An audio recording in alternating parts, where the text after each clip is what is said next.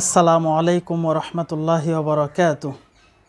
ইন্নাল হামদালিল্লাহি ওয়াহদা ওয়াসসালাতু ওয়াসসালামু আলা মান লা নাবিয়্যা বা'দা ওয়া বা'দ। আউযু বিল্লাহি মিনাশ শাইতানির রাজীম। ফামান তাতাওয়া খায়রান ফাহুয়া খায়রুল লাহ ইলাল আখিরিল আয়া। আলহামদুলিল্লাহ, সমস্ত তারিফ, সমস্ত প্রশংসা আল্লাহ পাকের জন্য, যার অশেষ মেহেরবানিতে আমরা আজকে পবিত্র শাবান মাসের কিছু আমল এবং তার ফজিলত সম্পর্কে আলোচনা করার সুযোগ পেয়েছি। সে আল্লাহ তাআলার দরবারে শুকরিয়া আদায় করছি, আলহামদুলিল্লাহ। প্রিয় দর্শক ও শ্রোতা মণ্ডলী, আপনারা যে যেখান থেকে দেখছেন, আপনাদের সকলকে আমরা আন্তরিক মোবারকবাদ জানাচ্ছি আমাদের আজকের এই আলোচনায়। আজকে আমরা শাবান মাসের অত্যন্ত গুরুত্বপূর্ণ কিছু ফজিলত বা শাবান মাসের যে আমল, এই আমল সম্পর্কে সংক্ষিপ্ত আলোচনা করার চেষ্টা করছি ইনশাআল্লাহ।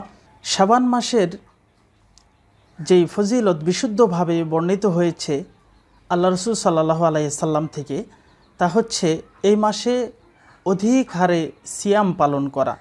এ ব্যাপারে আমরা কিছু হাদিস উল্লেখ করছি। যেমন হাদিস বর্ণিত হয়েছে সুনানে আন-নাসাই এর 2357 নম্বর হাদিস। ওসামা ইবনে জায়েদ রাদিয়াল্লাহু তাআলা আনহু তিনি এই হাদিসটি বর্ণনা করছেন। তিনি আল্লাহ রাসূল সাল্লাল্লাহু আলাইহি সাল্লামকে জিজ্ঞাসা করলেন, ইয়া রাসূলুল্লাহ, লাম আরাকা তাসুমু মিনাশ শুহুরি মা তাসুমু মিন শাবান। হে আল্লাহ রাসূল, আমি আপনাকে শাবান মাসে যত সিয়াম পালন করতে দেখি, অন্য মাসে এত সিয়াম পালন করতে দেখি না।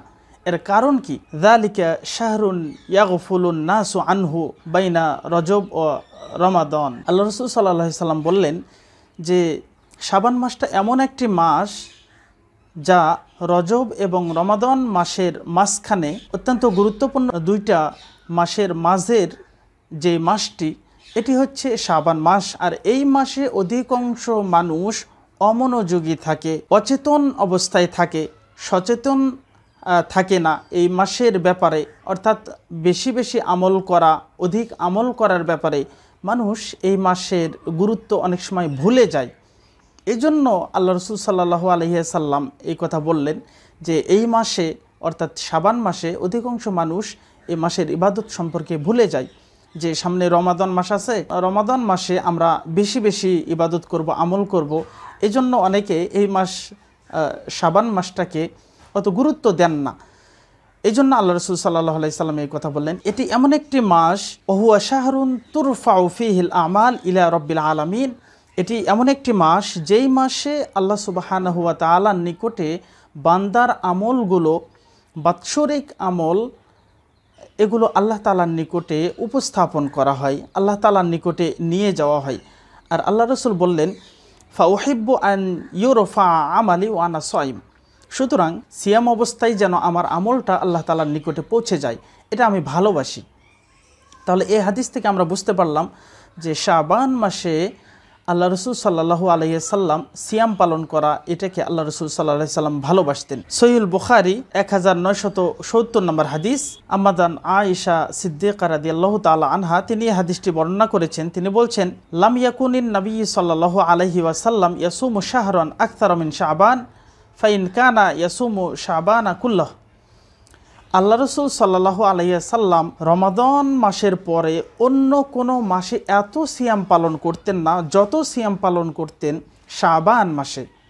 এমনকি আল্লাহ রসুল এত সিয়াম পালন করতেন এই শাবান মাসে যেন গোটা মাসেই তিনি সিয়াম পালন করবেন, এরকম একটা পরিস্থিতি দেখা যেত। মুত্তাফাকুন আলাইহি, বুখারী মুসলিমে বর্ণিত হাদিস, সহিহ মুসলিম 1156 নম্বর হাদিস। আম্মাদান আয়েশা সিদ্দিকা রাদিয়াল্লাহু তাআলা আনহা তিনি এই হাদিসটি বর্ণনা করেছেন। তিনি বলছেন যে কানা রাসূলুল্লাহ সাল্লাল্লাহু আলাইহি ওয়াসাল্লাম ইয়াসুমু হাত্তা নাকুলু লা ইফতির। আল্লাহ রাসূল সাল্লাল্লাহু আলাইহি সাল্লাম শাবান মাসে এত সিয়াম পালন করতেন যে আমরা মনে করতাম যে আল্লাহ রাসূল হয়তোবা এই শাবান মাসে কোনো দিন সিয়াম ছেড়ে দিবেন না, প্রত্যেক দিনই সিয়াম পালন করবেন, আমরা এরকম মনে করতাম। আবার যখন তিনি ছেড়ে দিতেন তখন মনে হতো যে আর মনে হয় তিনি সিয়াম পালন করবেন না।